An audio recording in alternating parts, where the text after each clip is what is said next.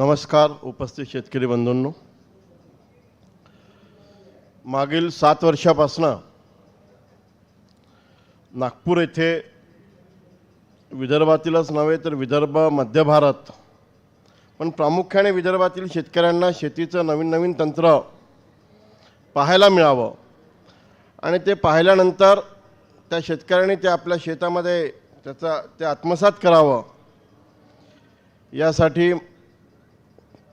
आपले नेते केंद्रीय मंत्री माननीय श्री नितीनजी गडकरी यांच्या प्रेरणेने, यांच्या पुढाकाराने आणि यांच्याच सगळ्या मेहनतीने मागील 7 वर्षापासून या ठिकाणी ॲग्रोव्हिजन ही प्रदर्शनी होत आहे। या ॲग्रोव्हिजन प्रदर्शनीमध्ये जे वेगवेगळे नवीन तंत्रज्ञान असलेले स्टॉल जसे आहेत तसेच आपल्या या प्रदर्शनीचं एक आगळंवेगळं महत्त्व आहे की या ठिकाणी वेगवेगळ्या विषयावर म्हणजेच कृषी क्षेत्रातल्या वेगवेगळ्या पिकांवर म्हणजे प्रक्रियेपासून असो तो लागवडीपासून असो किंवा नवीन पिकं क्रॉप पॅटर्न बदलायचा असेल तर त्यासाठीचं मार्गदर्शन विविध कार्यशाळेच्या माध्यमातून शेतकरी बंधूंनो या ठिकाणी दिलं जातं। आणि याचाच भाग म्हणून ऊस या पिकावर देखील ऊसाचं एकरी उत्पन्न कसं वाढेल, ऊसाची उत्पादन वाढ या विषयावर देखील कार्यशाळेचं या ठिकाणी आयोजन केलं जातं। मागील वर्षीपर्यंत आपण आपल्या या पूर्व विदर्भामध्ये चालू असलेल्या पूर्ती उद्योग समूहाच्या माध्यमातून 3 कारखान्याच्या शेतकऱ्यांना आणत होतो, पण आणल्यानंतर ते जरा त्याला सहलीचं रूप निर्माण झाल्यासारखं वाटत होतं। लोक तितके सिरियसली ती गोष्ट ऐकते की नाही ऐकत असा संशय मनामध्ये येत होता। म्हणून आज नागपूरसारख्या ठिकाणी एवढं मोठं प्रदर्शन भरल्या गेलेलं आहे। याची प्रसिद्धी सगळ्या वृत्तपत्रातनं वेगवेगळ्या टीव्हीच्या माध्यमातून सगळे लोकांपर्यंत पोहोचली आहे आणि म्हणून शेतकरी या नात्याने ज्याला खरंच स्वतःचा विकास करून घ्यायचा अशा शेतकऱ्यांनी येऊन या ठिकाणी मार्गदर्शन घेतलं पाहिजे। म्हणून यावेळेला जरा हा थोडासा प्रयत्न आम्ही केला की खरंच शेतकरी स्वतःहून मार्गदर्शन घ्यायला कोण येतात, परंतु पुन्हा इतर गोष्टीप्रमाणे या विदर्भाचं दुर्दैव म्हटलं पाहिजे की आपल्यालाच आपला विकास करून घ्यायचा आहे की नाही हेच खरी अडचण आहे। एकीकडे शेतकरी कितीही अडचणीत असेल तरी शेतकऱ्याला स्वतःचा आर्थिक विकास करून घ्यायचा आहे की नाही हा देखील एक दुसरा प्रश्न या विदर्भामध्ये। मग सिंचनाची बाब असो, आज असं म्हटलं जातं संपूर्ण महाराष्ट्रामध्ये खरे जर नशीबवान कोण असेल तर विदर्भातले शेतकरी आहे आणि खरे जर त्याला काय म्हणू आपण खरा जर शेतकरी अडचणीत कोण असेल कुठल्या भागातला असेल या महाराष्ट्रातला तर तोही विदर्भातलाच आहे। नशीबवान का बरं? तर आज मराठवाड्यामध्ये शेतीला जाऊ दे पिण्यासाठी पाणी नाही आहे, टँकरनी प्रत्येक गावामध्ये पाण्याचा पुरवठा होतो आहे। तिथे चालू असलेली साखर कारखानदारी टँकरच्या भरोशावर आहे। पुणे पश्चिम महाराष्ट्रामध्ये जे काही धरणातनं पाणी ऊस पिकाला किंवा इतर पिकाला दिलं जायचं ते संपूर्ण पाणी शासनाने पिण्यासाठी राखून ठेवलं आहे आणि धरणातलं पाणी पिकाला दिल्या जात नाही आहे। अशा वेळी मात्र विदर्भातले जे काही आपले धरणं असेल ते सगळे भरलेले आहेत, परंतु तरी देखील आम्ही त्या पाण्याचा जसा उपयोग करून घ्यायचा तसा बंधूंनो करून घेत नाही। फक्त आपण बोंबलाचं काम करतो की पश्चिम महाराष्ट्रातल्या शेतकऱ्याचा विकास झाला आणि आमच्यावर मात्र सातत्याने अन्याय झाला। तर हीच कुठेतरी परिस्थिती, हाच कुठेतरी अवेअरनेस, याला काही फक्त शेतकरी जबाबदार नाही आहे। इथली या ठिकाणची राजकीय व्यवस्था असेल, शासकीय व्यवस्था असेल, जे या क्षेत्रामध्ये काम करणारे आमच्यासारखी मंडळी असेल, ही सगळीच जबाबदार असं समजतो आणि तोच सुधारण्याचा बंधूंनो या निमित्ताने प्रयत्न आहे। आज या ठिकाणी या ऊस या कार्यशाळेसाठी आपल्याला मार्गदर्शन करायला सांगलीवरून, याच्या आधी देखील आपल्या भागामध्ये बरेच वेळा त्यांचं मार्गदर्शन आपण घेतलेलं आहे। सांगलीवरनं मागील 10, 12, 15 वर्षापासून सातत्याने, म्हणजे ते काही खूप शास्त्रज्ञ अशातला भाग नाही किंवा ते कृषी विभागाची पदवी किंवा मास्टर डिग्री घेतलेले आहेत असं नाही, पण एक शेतकरी सातत्याने मागील 10, 12, 15 वर्षापासून 100 टनाच्या वर शेतामध्ये पिकवतो आणि तो कसा पिकवतो हे तंत्रज्ञान सांगण्यासाठी आपण सांगलीवरनं श्री संजीव माने यांना या ठिकाणी बोलावलं आहे। त्यांना कृषीरत्न पुरस्कार मिळाला आहे, कृषी भूषण पुरस्कार मिळाला आहे। भारत तर सोडा पण अमेरिकेचे राष्ट्राध्यक्ष बराक ओबामा यांच्यासोबत चर्चा करण्याचा ज्यांना मान सन्मान मिळाला आहे, त्यांच्या कामाचा उल्लेख बराक ओबामाने अमेरिकेत केला असे शास्त्रज्ञ आपण या ठिकाणी, असे ऊस या पिकातले तज्ज्ञ आपण या ठिकाणी आपल्याला मार्गदर्शन करण्यासाठी बंधूंनो बोलावलेलं आहे। या मंचावर आपल्या वैनगंगा शुगर अँड पॉवर लिमिटेडचे उपाध्यक्ष माननीय दादासाहेब टिचकुले आहेत आपल्याला सगळ्यांना परिचित पूर्ती पॉवर अँड शुगर लिमिटेडचे तज्ज्ञ संचालक कृषीभूषण मान्य श्री आनंदरावजी राऊत या ठिकाणी आहेत. आणि सगळ्यात महत्त्वाचं म्हणजे या ठिकाणी गडकरी वहिनी एक ऊस उत्पादक या नात्याने या चर्चासत्राला बंधूंनो उपस्थित आहेत. मी आपल्यासमोर देखील जरी या पूर्ती उद्योग समूहाचा प्रशासकीय प्रमुख असलो तरी आपल्यासमोर मी देखील एक ऊस उत्पादक शेतकरी या नात्याने बंधूंनो उपस्थित आहे. इथून पुढे जसं आपण म्हणतो की शेतीची अवस्था ही अतिशय वाईट आहे. यावर्षी तर जर शेतकऱ्याला शेतीने तर पूर्ण लंब करून टाकलं. सोयाबीनचं उत्पन्न एकरी 1 पोतं आलं नाही, 1.5 पोतं आलं नाही, 1.25 पोतं आलं. काही लोकांनी सोंगली, काही लोकांनी सोयाबीन सोंगली नाही. दुसरीकडे संत्रा हे जे आपण आपल्या भागातलं कॅश क्रॉप समजायचो, नागपूर जिल्हा, वर्धा जिल्ह्यातला काही भाग, अमरावती जिल्ह्याचा काही भाग, यावर्षी संत्रा फुकट जरी त्याच्या वावरातून नेला तर शेतकरी खुश आहे. अशी बंधूंनो संत्र्याची अवस्था झाली आहे. थोडंसं कुठेतरी कापसावर माणूस भरोसा ठेवून होतं, तर कापसाची देखील परिस्थिती कमी जास्त प्रमाणात तशीच आहे. आमच्या भिवापूर किंवा कुई भागातले शेतकरी, या पार्श्वनी भागातले शेतकरी मिरची उत्पादन घेतात. त्यांच्या मिरचीवर देखील व्हायरस आल्यामुळे ते उत्पादन देखील बंधूंनो आज आपल्याला काही देत नाही आहे. आणि हे आपल्या भागातलेच उत्पादन नाही, तर परवाच्या दिवशी आपण ऐकलं असेल 3 दिवसापूर्वी नाशिकच्या कृषी उत्पन्न बाजार समितीमध्ये, लासलगावच्या कृषी उत्पन्न बाजार समितीमध्ये शेतकऱ्यांनी त्याचा लाल कांदा हा रस्त्यावर फेकून दिला. परवाच्या दिवशी जळगावला केळी उत्पादक शेतकऱ्यांनी केळीला भाव मिळत नाही म्हणून आंदोलन केलं. आज जर शेतकऱ्याच्या कांद्याला भाव मिळणार नसेल, केळीला भाव मिळणार नसेल, त्याच्या संत्र्याला भाव मिळणार नसेल, तर शेतकऱ्यांनी काय घ्यावं आणि कसं जगावं असा प्रश्न बंधूंनो आपल्यासमोर निर्माण होतो. आणि मग कुठेतरी निराशेमध्ये आपण जातो की काय अशी परिस्थिती आहे. परंतु या निराशेमध्ये जाऊन जमणार नाही. शेवटी शेतीशिवाय पर्याय नाही. आज 50% 52% या देशातली जनता खेड्यात राहते आणि त्याचा उदरनिर्वाहाचं साधन शेतीशिवाय दुसरं काही नाही आहे. तर हे का होतं याची आपण जरा थोडी कल्पना करून घेतली, त्याची माहिती करून घेणं बंधूंनो गरजेचं आहे. आता इथून पुढे असं जमणार नाही की बाबा आपल्या भागामध्ये सोयाबीनचं कमी उत्पादन झालं म्हणजे सोयाबीनला भाव भेटेल, आपल्या भागामध्ये कुठे कांद्याचं कमी उत्पन्न झालं किंवा जास्त उत्पन्न झालं म्हणून कांद्याचे भाव त्याच्यावर ठरतील, असं राहिलेलं नाही. आता इथून पुढे जिल्हा नाही, राज्य नाही, देश नाही, तर जग ही एक बाजारपेठ झाली आहे. संपूर्ण जग ही एक बाजारपेठ झाली आहे. आणि संपूर्ण जगामध्ये काय लागते आणि जगात काय पिकते याच्यावर बंधूंनो इथून पुढे शेतमालाचे भाव ठरणार आहे. आपल्या इथे सोयाबीनचा एक दाणा जरी नाही पिकला तरी सोयाबीनला 3000 रुपये भाव भेटेल असा अंदाज घेऊ नका. आणि आपल्या इथे किती पिकलं आणि उद्या ब्राझीलमध्ये, अमेरिकेमध्ये जर सोयाबीन पिकला नाही आणि आपल्या इथे किती पिकलं तर 5000 रुपये भाव मिळाल्याशिवाय राहणार नाही.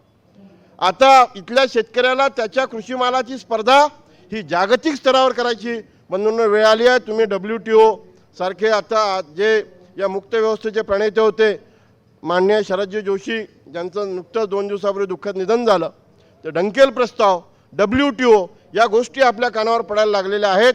आणि याचा परिणाम आपल्या शेतमालाच्या बंधूंनो भावावर व्हायला लागलेला आहे. आपल्या इथे 1 क्विंटल जरी सोयाबीन नाही पिकलं आणि जर जगात पिकलं तर सोयाबीन आपल्या इथे पिकलेल्या सोयाबीनच्या पैशापेक्षाही स्वस्त सोयाबीनचं तेल मार्केटमध्ये उपलब्ध होऊ शकते. आणि मग आपल्याला आज जगातल्या शेतकऱ्यासोबत स्पर्धा करायची आहे, तर त्याची आणि आपली अवस्था कशी आहे ही तर सारखी असली पाहिजे. आज या उद्योग समूहाचं काम करत असताना मला ब्राझीलला जायचा योग आला, मला अमेरिकेला जायचा योग आला, मी इंग्लंडमध्ये गेलो, मी जर्मनीमध्ये गेलो, त्या ठिकाणची शेती पाहिली. आज ब्राझीलमध्ये कोणताही तिथे एकही साखर कारखाना 25,000 टन प्रतिदिन, हा सगळ्यात छोटा कारखाना कोणता असेल तर 25,000 प्रतिदिन, म्हणजे पूर्तीच्या 10 पट. पूर्तीची क्षमता 2,500 टन प्रतिदिनाची आहे. पूर्तीच्या 10 पट हा तिथला सगळ्यात लहानातला लहान कारखाना आहे. मोठ्यातला मोठा कारखाना 1,00,000 टन प्रतिदिन क्षमतेचा आहे. तिथला लहानातला लहान शेतकरी 1000 एकर 1200 एकरचा आहे. जर्मनीमध्ये, इंग्लंडमध्ये शुगर बीट घेणारा शेतकरी हा 500 एकराचा 600 एकराचा आहे. आणि या 500 एकराच्या 600 एकराच्या 1000 एकराच्या शेतकऱ्याला आज भारतातल्या 2 एकर 5 एकर 10 एकर शेतकऱ्यांसोबत स्पर्धा करायची आहे. आणि म्हणून काय होतं आहे, आपल्याला भाव का परवडत नाही. आपल्या देशातल्या देशात जर आपण विचार केला की गुजरातमध्ये कापसाला 4000 रुपये भाव राहिला तरी गुजरातचा शेतकरी आनंदी राहतो. आणि त्याच 4000 रुपयामध्ये माझा विदर्भाचा शेतकरी मात्र मिळणारा भाव परवडत नाही म्हणतो. याचं बंधूंनो जर सगळ्यात मोठं काही कारण असेल तर गुजरातचा शेतकरी एकरी जेवढं उत्पन्न घेतो तेवढं उत्पन्न आपल्या विदर्भातला शेतकरी घेत नाही. आपले कॉस्ट ऑफ प्रोडक्शन, ज्याला आपण उत्पादन किंमत म्हणूया, आपली उत्पादन किंमत ही वाढलेली आहे. आणि वाढण्याचं कारण काय? जर समजा मी आता सोयाबीन तर होतच नाही, पण उदाहरण म्हणून सांगतो की समजा मला 5 पोते एकरी सोयाबीन झालं आणि मला 10,000 रुपये खर्च आला, तर माझा 2,000 रुपये प्रति क्विंटल खर्च उत्पादन खर्च होईल. आणि त्याच एका एकरामध्ये मला जर समजा 10,000 रुपये खर्च येऊन 10 क्विंटल सोयाबीन झालं, तर माझा उत्पादन खर्च 1,000 रुपये प्रति क्विंटल होईल. तुम्हाला उत्पादन खर्च कमी करून उत्पन्न वाढवल्याशिवाय ही जी आता शेतकऱ्यांची जागतिक बाजारपेठ झालेली आहे बंधूंनो, आपला टिकाव लागणार नाही. आणि म्हणून कोणतंही पीक घ्या, पण त्या जे कोणतं पीक घेत असाल त्याच्यामध्ये जी काही उत्पादनाची जी अत्युच्चम पातळी आहे ती गाठल्याशिवाय बंधूंनो राहू नका. तरच इथून पुढे शेतकरी जगेल, नाही तर शेतकऱ्यांच्यासाठी अतिशय येणारे दिवस हे कठीण आहे. मग आपल्यापुरतं काय जगाचं दुरुस्त करायची ताकद नाही आपल्यामध्ये, ना देश दुरुस्त करायची या किमान आजच्या मंचावरच्या लोकांमध्ये ताकद नाही.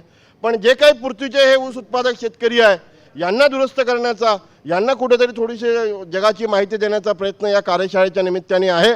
आणि म्हणून आज आपल्यासमोर ऊसाचं एकरी उत्पन्न कसं वाढावं, आज राज्यामध्ये हजारो शेतकरी 100 टनपेक्षा एकरी उत्पन्न घेणारे आहेत. लोक पश्चिम महाराष्ट्रामध्ये, मराठवाड्यामध्ये, उत्तर महाराष्ट्रामध्ये 150 टनाचे प्रयोग करायला निघाले.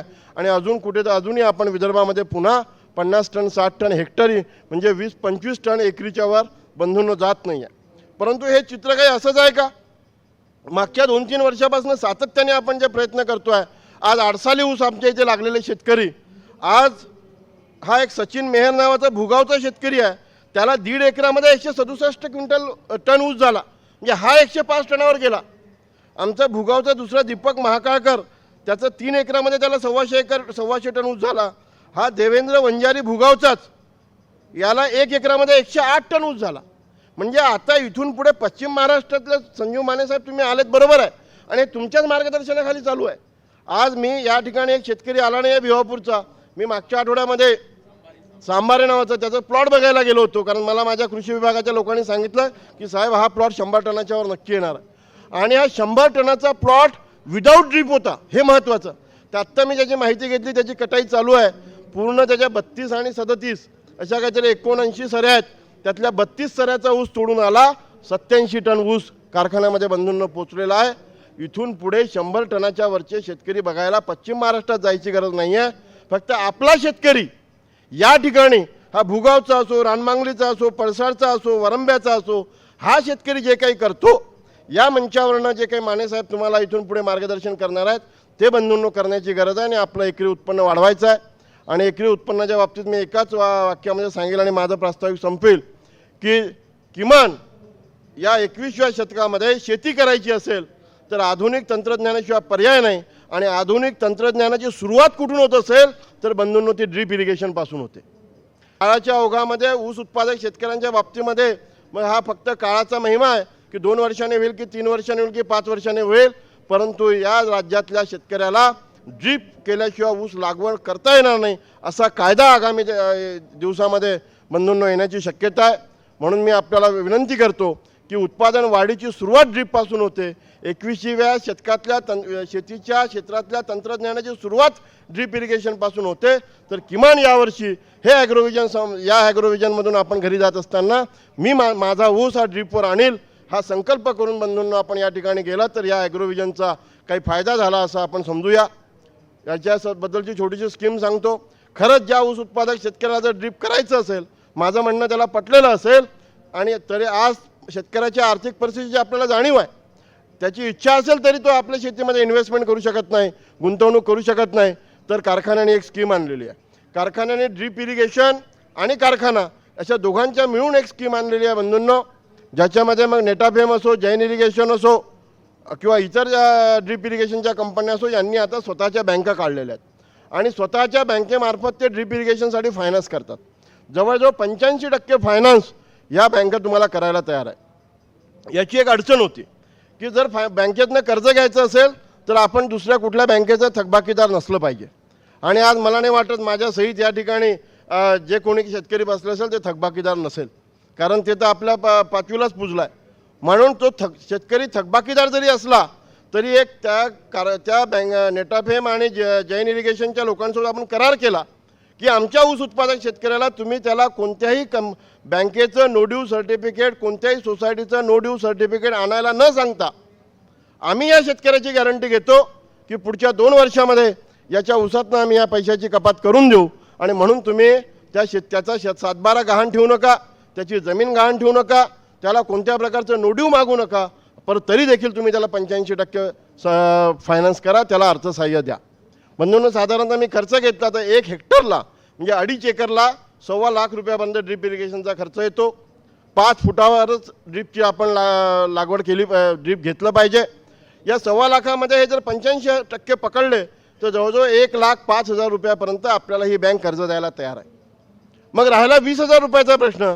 जर या ठिकाणी यावर्षी ज्याचा ऊस उभा आहे, ज्याचा ऊस उभा आहे त्याचा ऊस कापून आला असेल तरी आणि कापून आला नसेल तरी जर समजा त्याने आम्हाला एक पत्र दिलं की मला ड्रीप करायचं आहे, तर ह्या जो 20,000 रुपयाचा मार्जिन मनी आहे हा माझ्या ऊसाच्या पैशातनं कपात करून आपण जैन इरिगेशन किंवा नेटाफेम किंवा आणखी कोणत्या कंपनी जी तुम्ही निवडाल, कोणत्या कंपनीचा ड्रीप घ्यावा हे आम्ही सांगत नाही, पण जी ड्रीपची कंपनी निवडाल त्या कंपनीला पत्र दिलं तर आम्ही तो मार्जिन मनी आजच्या आज त्या ड्रीप इरिगेशनच्या कंपनीला द्यायला तयार आहोत.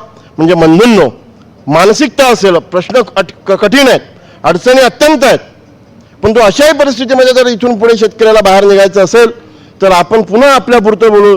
पूर्ण आकाशाला ठिगळ आपल्याला काही गवसणी घालण्याची आपल्या ताकद नाही आहे. आपण आपल्यापुरतं बोलायचं झालं तर या ज्या शेतकऱ्याला ड्रीप इरिगेशन करायचं आहे आणि ड्रीप इरिगेशन शिवाय उत्पादनात वाढ होत नाही हे मान्य असेल तर या योजनेमध्ये बंधूंनो आपण ड्रीप करू शकता. मला या ठिकाणी सांगताना आनंद होतो की आम्ही या 3 कारखान्यामध्ये किमान यावर्षी 1,000 हेक्टर ड्रीप करायचं म्हणून निश्चित केलेलं आहे. त्याच्यामध्ये जो महात्मा कारखाना आहे त्या ठिकाणी 368 शेतकऱ्यांनी 504 हेक्टरवर ड्रीपसाठी मी सांगितलेल्या स्कीममध्ये अर्ज भरून दिलेले आहेत आणि त्याच्यापैकी अर्ध्यापेक्षा जास्त ठिकाणी कामं देखील सुरू झाले आहेत. मी हीच माहिती पूर्तीमध्ये घेतली. पूर्तीमध्ये देखील जवळजवळ 356 हेक्टर क्षेत्रावर 137 शेतकऱ्यांनी या योजनेचा लाभ घ्यायचा ठरला आहे आणि जवळजवळ 200 हेक्टर क्षेत्रावर वैनगंगेच्या क्षेत्रामध्ये होईल.